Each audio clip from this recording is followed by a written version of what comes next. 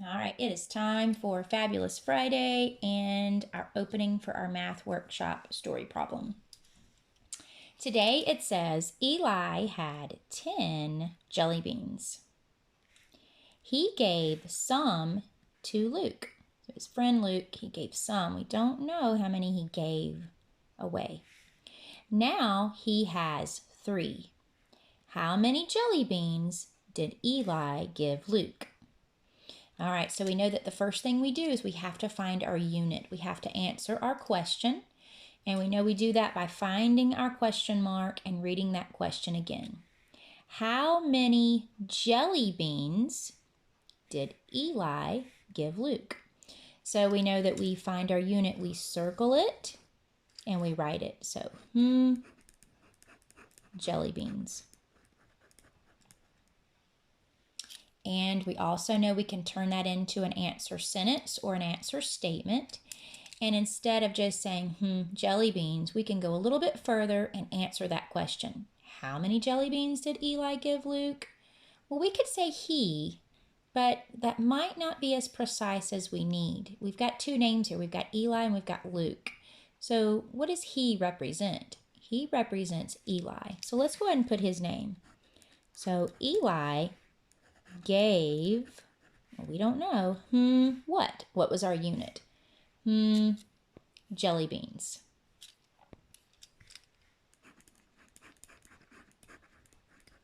And then we know we can be a little more precise. We can add a little more information. Gave jelly beans to whom?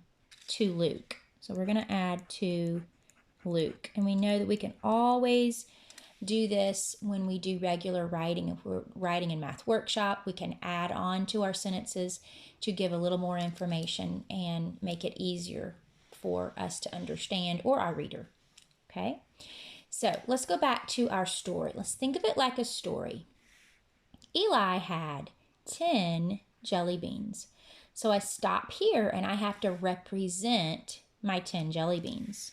So let's represent my 10 jelly beans. I'm going to draw a box and I'm going to put 10 here. And I know that that doesn't mean anything until I label it for real life. So I can put jelly beans. I can put a J for jelly beans. But I know that I'm going to be having jelly beans later. I'm going to be jelly beans that I give to Luke. So I'm going to go ahead and put jelly beans first. Because these are the jelly beans that Eli had it first. Okay? And continuing on with the story. Well, who's he? Eli.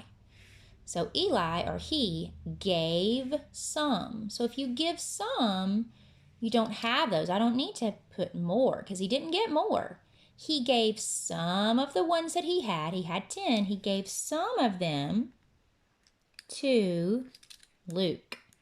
So what do I put here? You're right, I can't put a number because I don't know. I've got to put a question mark.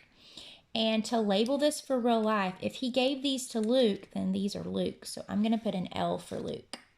Remember, the J stands for jelly beans first. The L stands for the part that he gave to Luke. Now so who's he? Eli. Talking about Eli. Now Eli has 3. So he gave some. Now he only has 3. So as you can see that these are jelly beans. These are the jelly beans he has now. Something happened. He gave some away. So I can clearly see that this is my whole and these are my 2 parts. And as we've talked about before, we know that a whole minus a part equals a part. And we also know that a part plus a part equals a whole. But we also want to make sure we understand that in this problem and the problems we've been doing, that there's 2 parts. But we know that we could break apart a number into more than one part, which would change this. But since right now we're looking at 2 parts, that's why we see 2 parts here and 2 parts here. But we know that it is possible to break apart, we've talked about, or decompose a number into more than 2 parts. So let's make our equation. So our whole is 10. That represents the jelly beans that Eli had first. And he gave some away. So he's taking away or subtracting some. We don't know. So I'm going to put a question mark here. And that is the same as or equal to what? 3, which is what he has now. Now, let's look at this. In the past, I've taken away this part and found this part. So either way would work, but I'm going to do this by the story. Okay, so it makes the most sense. And I'm going to show you this on a number line to show you what I'm actually looking for on the number line.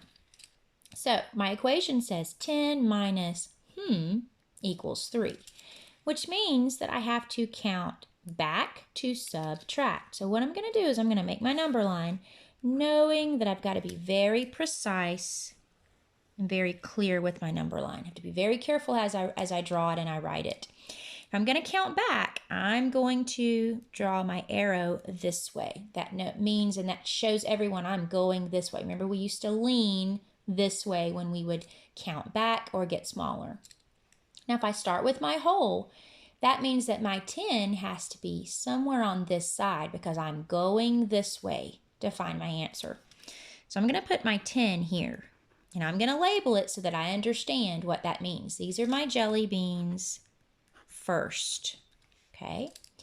Now look at my equation. I'm going to hop. Uh-oh, I don't know how many I'm going to hop. So this time my hops are what I'm looking for. But it tells me where I'm going to end up. It already tells me I'm ending up where? I'm ending up at 3. So I know 10 were the jelly beans first. I know these are the jelly beans that I have now. But this time my hops are what I'm looking for. So I know I'm going this way and I'm going to fill in my hops as I go. So I'm going to stop when I reach 3. So 10, 9, 8, 7,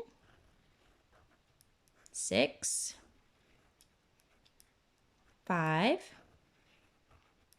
4, 3. All right, so I made it. I've hopped all the way from 10 all the way to 3, and I've went this direction. So I've hopped 1 each time. So now I'm going to count my hops. So 1, 2,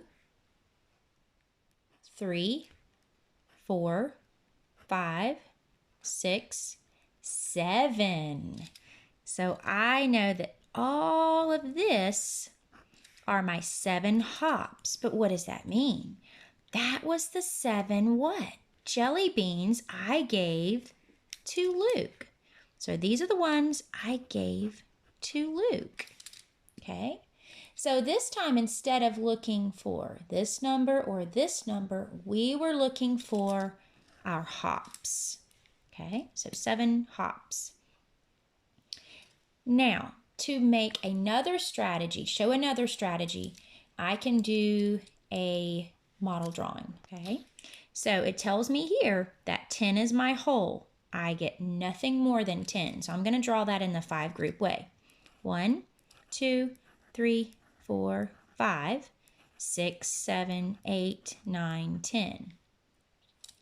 Now I have to take some away, but I don't know how many. I'm going to end up with 3. So here's what I'm going to do. I'm going to give away the ones to Luke until I end up with 3. So I'm going to start marking out until I have 3. So I'm going to take all of these. These are the ones I'm giving away to Luke.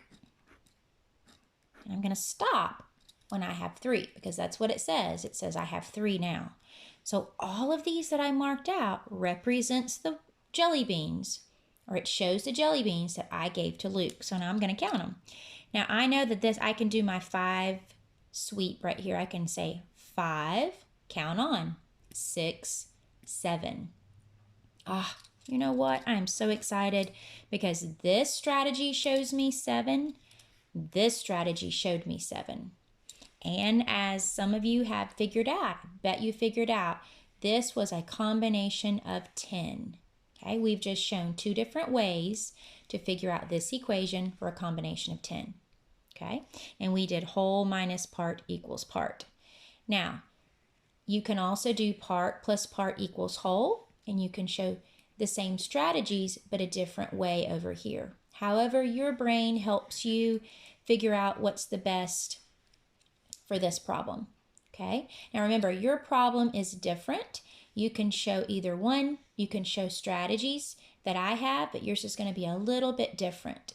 Okay, all right, I can't wait to see what you come up with and how you explain how you figured out your problem. All right, good luck.